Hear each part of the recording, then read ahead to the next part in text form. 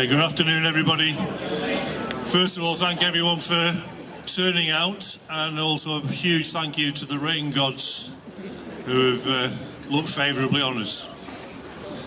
So we're going to start the proceedings, as we always do, with the reading of the names. This year is a little bit different, and I'll explain why. We have a newly researched list. Over the last few months, a lot more research has been taking place, and we now have a list of all those who died or who are believed to have died as a result of the military action here on this spot in 1819. There are 13 deaths which have been confirmed, and 5 more who are believed to have perished, although no formal record of their deaths has been found. So we're going to start off with Christopher.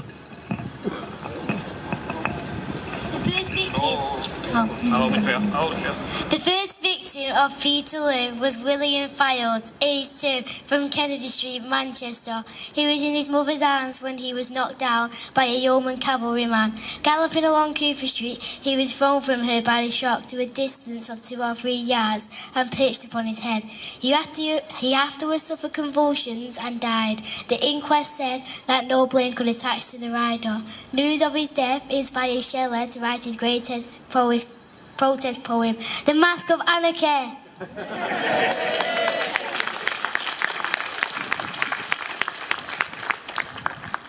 Thomas, or John Ashworth of Manchester, a volunteer special constable, was also run down and trampled in the charge of the Manchester and Salford Yeomanry.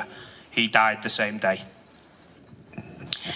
Martha Partington, or Parkinson, aged 38, of King Street, Eccles, was one of a number of people who were thrown into a cellar on Windmill Street when a railing collapsed under the pressure from the fleeing crowd.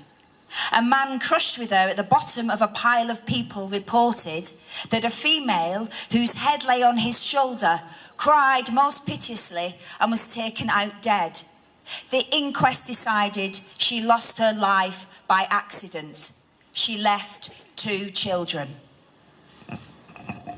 John Ashton, aged 41, of Cow Hill near Oldham, was sabred and trampled on the field and was pronounced dead on arrival at the infirmary. Ashton had carried the black flag of the Saddleworth, Lees and Mosley Union. His son Samuel received 20 shillings in relief. Thomas Buckley from Bear Trees, Chadderton, was baited and sabred on the field and died the same day. No inquest was held.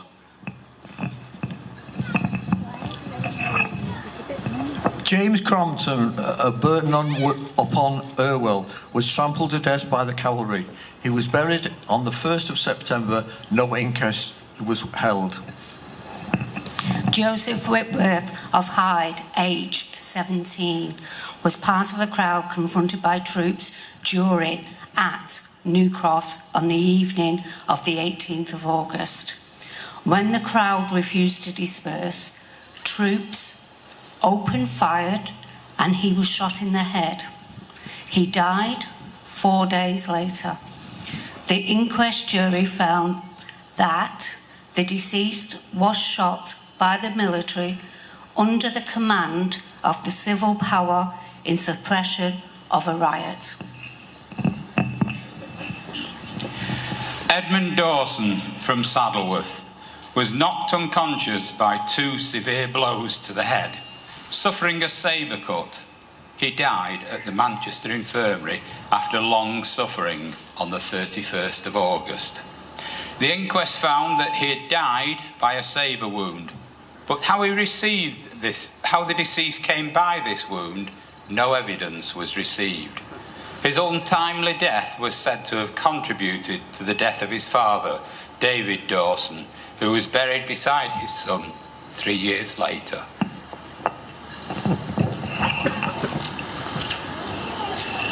John Lees of Oldham was an ex-soldier who had fought in the Battle of Waterloo.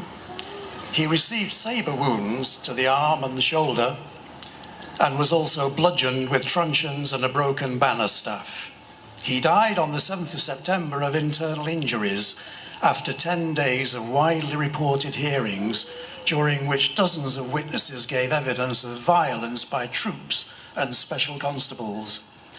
The inquest into his death was stopped by the authorities. Several members of the jury afterwards said that they would have brought in a verdict of unlawful killing. John Rhodes from Hotwood received a sabre wound to the head and severe internal bruising. He was found wandering and covered in blood. He never recovered his health and eventually died on the 19th of November. The official post-mortem claimed that he died a natural death. His funeral at Middleton Church was attended by upwards of 600 people.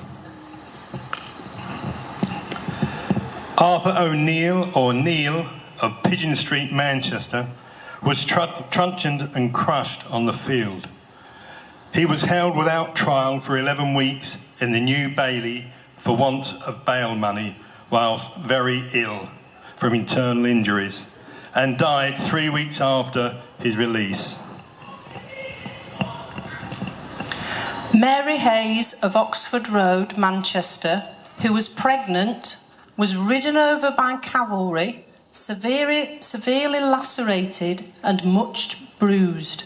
She continued to have fits almost daily until the 17th of December, when she died, giving birth to a premature baby.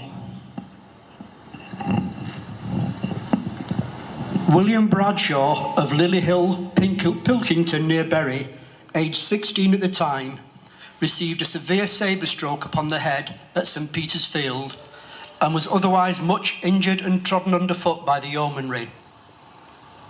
His health gradually declined until his death 4 years later on 29th of April 1822.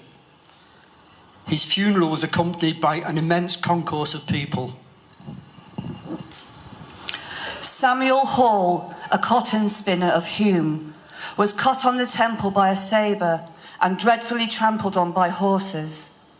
He is said to have been carried off the field to the infirmary. He never spoke again and is said to have died 2 or 3 weeks later and have to have been buried in Hume Chapel yard without an inquest. His son, who worked with his father in Pollett's cotton factory, was sacked. Margaret Downs from Manchester was dreadfully cut in the breast by a yeomanry sabre. She was afterwards reported as secreted clandestinely and cannot be heard of, supposed dead. William Evans of Hume, a carter and volunteer special constable, was much hurt internally by the yeomanry cavalry horses trampling upon him. He was for some weeks dangerously ill and on the 2nd of December was reported to be in a dying state. There is no further record of him. Sarah Jones of 96 Silk Street, Salford, a mother of 7 children, was severely beaten on the head and much bruised by special constables' truncheons. She named her assailant as Thomas Woodworth or Woodward, a special constable who lived near her in New Cross. She is said to have died, but no record of her death has been found. The unborn child of Elizabeth Gaunt.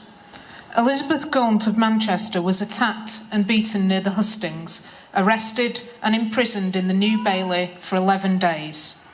Although pregnant and weak from loss of blood, she was repeatedly interrogated and refused medical care, food and visitors. She was released without charge but suffered a miscarriage. We'll now observe 1 minute's silence.